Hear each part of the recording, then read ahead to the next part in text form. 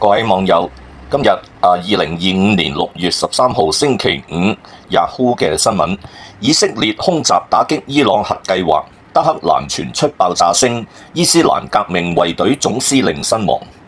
詳細嘅內容係咁嘅：以色列軍隊對伊朗採取軍事行動。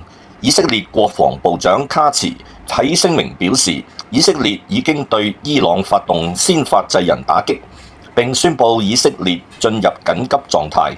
由於預計會被反擊，以色列關閉空域。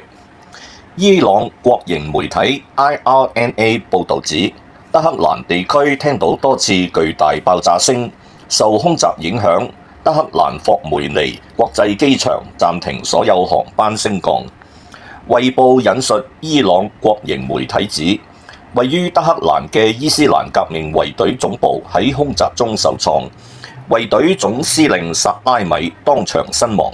除咗薩拉米外，另外一名衛隊高層軍官以及2名核計劃科學家亦都身亡。內塔尼亞胡話行動會維持好多日。以色列軍方官員表示，今次嘅空襲目標係打擊伊朗嘅核計劃，以及伊朗境內嘅長程導彈設施。伊朗境內多個目標已經受襲。總理內塔尼亞胡就指，伊朗國內核計劃重鎮納坦斯核計劃設施遭到攻擊。內塔尼亞胡並說，今次行動會維持好多日。美國國務卿魯比奧就表示，美國冇參與或協助今次空襲。消息人士向 CNN 表示，總統特朗普同其他白宮高級官員有預計到以色列會採取行動。伊朗政府至今未回應事件。上月嘅情報，以色列準備攻擊伊朗核設施。早在上個月，美國有線新聞網絡 CNN 引述多名美國官員獲得嘅情報指，以色列正準備攻擊伊朗核設施。當時一名熟悉美國情報嘅消息人士表示，近幾個月以嚟，以色列可能對伊朗核設施進行攻擊嘅機率已經大幅上升。佢並且話，如果總統特朗普促成嘅美伊協議並未徹底清除伊朗所有可以製作核彈嘅濃縮鈾嘅話，以色列攻擊嘅可能性就會更高。